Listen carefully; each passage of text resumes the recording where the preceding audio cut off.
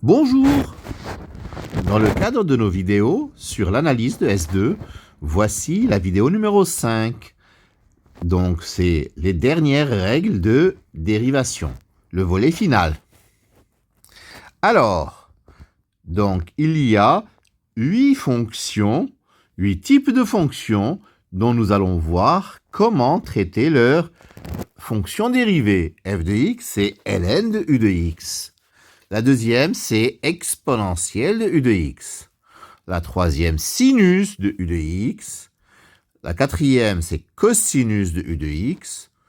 La cinquième, c'est tangente de u de x. La sixième, c'est arctangente de u de x. La septième, u de x exposant 1 sur n. Et la dernière, c'est u de v de x, où v est également dérivable. C'est la dérivée d'une fonction composée. Alors, la première, f de x, c'est ln de u de x. F de x plus h, c'est ln de u de x plus h. F de x plus h moins f de x sur h, c'est donc ln de u de x plus h moins ln de u de x sur h. Je vais donc faire une opération que j'ai l'habitude de faire. Je multiplie et je divise pour avoir devant moi un taux d'accroissement. Je multiplie et je divise par la quantité u de x plus h moins u de x. J'obtiens donc ln de u de x plus h moins ln de u de x sur u de x plus h moins u de x multiplié par u de x plus h moins u de x sur h. Alors, u de x plus h moins u de x, je l'appelle k. Donc, u de x plus h moins u de x sur h tend vers u' de x. C'est le nombre dérivé. F de x plus h moins f de x sur h prendra alors la forme ln de u de x plus k. Parce que u de x plus h, c'est u de x plus k. Moins ln de u de x, le tout sur k, multiplié par u de x plus h moins u de x sur h. Ce qui donne ln de 1 plus k sur u de x, parce que ln de a moins ln de b, c'est ln de a sur b, sur, j'avais sur k, je mets sur k sur u de x, et je neutralise avec un u de x. Donc, j'obtiens donc ln de 1 plus k sur u de x sur k sur u de x fois 1 sur u de x fois u de x plus h moins u de x sur h. Or, ln de 1 plus t sur t lorsque t tend vers 0, ça tend vers 1. F de x plus h moins f de x sur h tendra donc vers 1 fois 1 sur u de x fois u' de x. Par conséquent, la dérivée de f de x, c'est u' de x sur u de x. La dérivée de ln de u, c'est u' sur u. Deuxième fonction, f de x égale exponentielle de u de x. Donc, f de x plus h, c'est exponentielle de u de x plus h. F de x plus h moins f de x sur h, c'est exponentielle de u de x plus h, moins exponentielle de u de x, le tout sur h. U de x plus h moins u de x, je l'appelle k. Donc, f de x plus h moins f de x sur h, c'est exponentielle de u de x. Je le mets en facteur, exponentielle de u de x. Facteur de exponentielle de k, moins 1. Le tout sur h. Pourquoi ça? Parce que u de x plus h, qui était dans l'exponentielle, donc il vaut u de x plus k. Donc l'exponentielle de u de x plus h, c'est l'exponentielle de u de x fois l'exponentielle de k. Donc, f de x plus h moins f de x sur h, c'est exponentielle de u de x fois e de k moins 1 sur k fois k sur h. C'est-à-dire exponentielle de u de x fois exponentielle de k moins 1 sur k fois u de x plus h moins u de x sur h. E de k moins 1 sur k quand k tend vers 0, ça tend vers 1, c'est une limite connue. U de x plus h moins u de x sur h, ça tend vers u' de x. Et donc, nous avons que f' de x vaut u' de x multiplié par exponentielle de u de x. La dérivée de e de u, c'est u' e de u. Troisième fonction, f de x, c'est sinus de u de x. F de x plus h, c'est sinus de u de x plus h. Donc, f de x plus h moins f de x sur h, c'est sinus de u de x plus h moins sinus de u de x, le tout sur h. C'est-à-dire, sinus de u de x plus h moins sinus de u de x, je multiplie et je divise par la quantité u de x plus h moins u de x. Maintenant, vous avez l'habitude. Ce qui nous donne sinus de u de x plus h moins sinus de u de x sur u de x plus h moins u de x fois u de x plus h moins u de x sur h. Comme d'habitude, je pose u de x plus h moins u de x égale u de x plus k. Donc quand h tend vers 0, k tend vers 0. J'obtiens f de x plus h moins f de x sur h égale sinus de u de x plus k moins sinus de u de x sur k. Multiplié bien entendu par le terme résiduel u de x plus h moins u de x sur h. Bien, sinus a plus b, je développe la formule de trigonométrie et je factorise sinus u de x. Ce qui me donne sinus u de x, facteur de cosinus k moins 1 sur k, plus cosinus u de x fois sinus k sur k. Le tout multiplié par u de x plus h moins u de x sur h. U de x plus h moins u de x sur h, comme d'habitude, quand h tend vers 0, tend vers u' de x. Cosinus k moins 1 sur k tend vers 0. Sinus k sur k tend vers 1, quand k tend vers 0, bien sûr.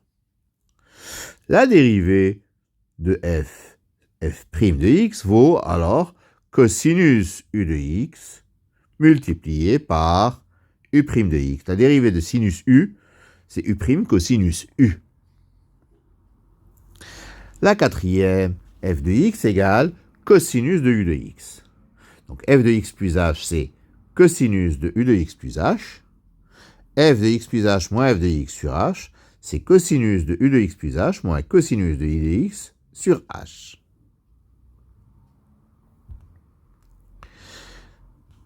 Donc, comme d'habitude, je multiplie et je divise par la même quantité, u de x plus h moins u de x. Et je pose u de x plus h moins u de x égale k. Quand h tend vers 0, k tend vers 0. Donc, f de x plus h moins f de x sur h, c'est cosinus de u de x plus k, moins cosinus de u de x, le tout sur k, multiplié par u de x plus h moins u de x sur h. Formule de trigonométrie, je factorise cette fois-ci cosinus de u de x, facteur de cosinus k moins 1 sur k, moins sinus de u de x fois sinus k sur k, multiplié par le taux d'accroissement de u entre x et x plus h, c'est-à-dire u de x plus h moins u de x sur h. U de x plus h moins u de x sur h, ça tend toujours vers u' de x. Cosinus k moins 1 sur k tend toujours vers 0 quand k tend vers 0. Et sinus k sur k tend vers 1. Donc, nous obtenons que f' de x vaut moins sinus de u de x multiplié par u' de x. La dérivée de cosinus u, c'est moins u' sinus u. Pour la tangente, f de x est tangent de u de x. Donc f de x plus h, c'est tangent de u de x plus h. Donc f de x plus h moins f de x sur h, toujours le même procédé. Je multiplie et je divise par u de x plus h moins u de x. Je pose toujours par le même procédé u de x plus h moins u de x, c'est k.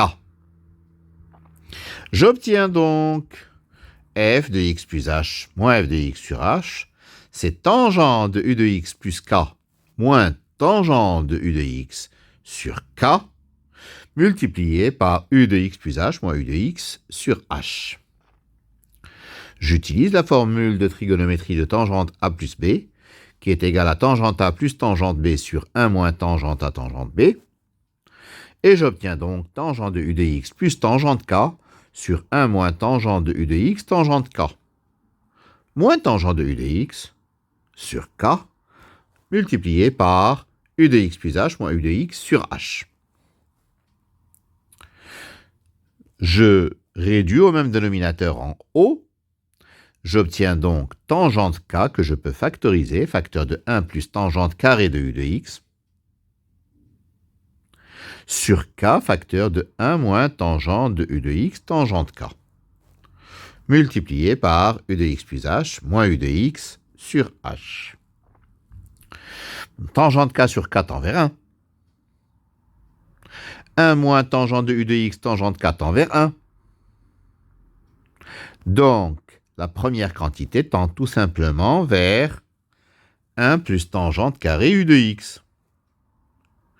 Et u de x plus h moins u de x sur h tend toujours vers u' de x. Ce qui donne que la dérivée de tangente u, c'est 1 plus tangente carré u multiplié par u'. Passons maintenant à l'arc-tangente.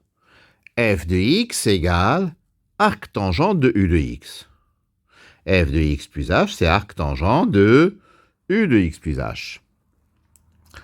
Donc f de x plus h moins f de x sur h, c'est arc-tangente de u de x plus h moins arc-tangente de u de x sur h. C'est-à-dire arc-tangente de u de x plus h moins arc-tangente de u de x. Je multiplie et je divise par u de x plus h moins u de x, et j'obtiens donc la quantité que voici. Je vais poser arc-tangente de u de x et y, et arc-tangente de u de x plus h, c'est y plus k. J'obtiens donc k sur tangente de y plus k moins tangente y, multiplié par u de x plus h moins u de x sur h. Bien entendu, le terme de droite u de x plus h moins u de x sur h tendra vers u' de x. Celui-là, il n'est pas gênant. L'autre, c'est k sur tangente y plus tangente k sur 1 moins tangente y tangente k. Le tout moins tangente y.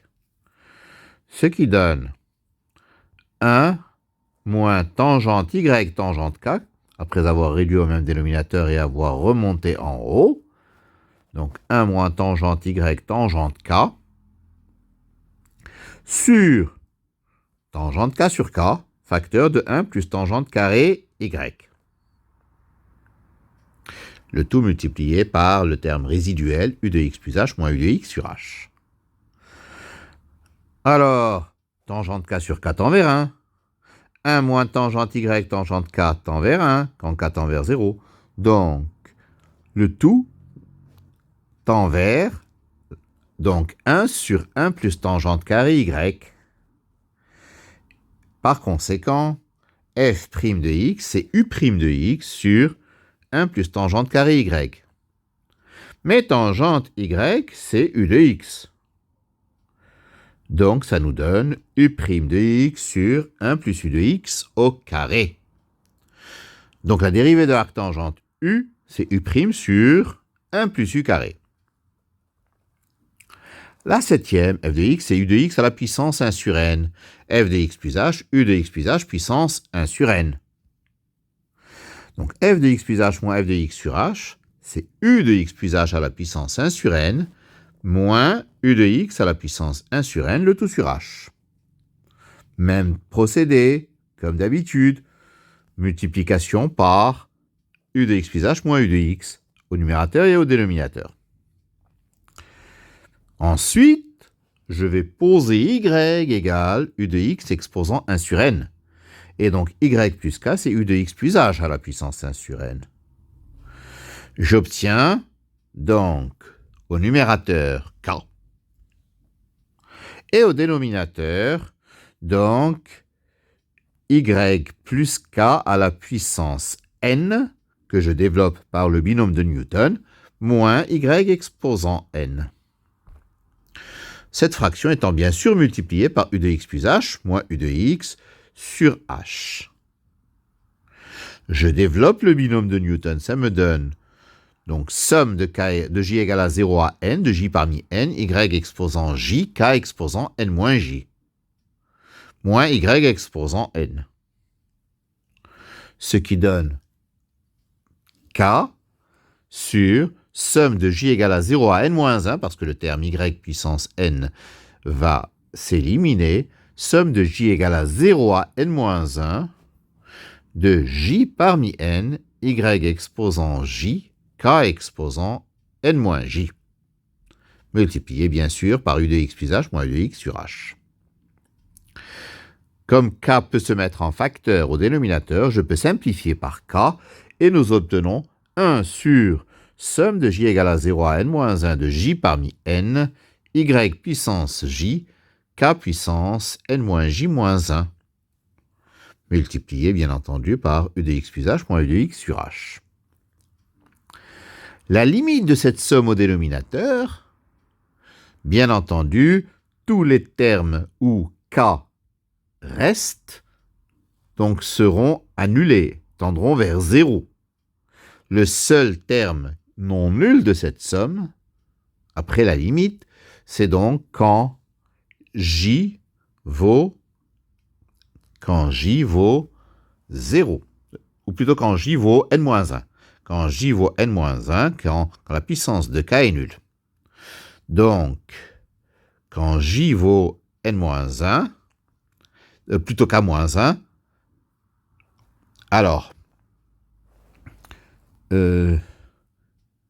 alors ici, c'est pas j parmi k, bien sûr, c'est j parmi n. Donc, il y a une petite faute, j parmi n ici.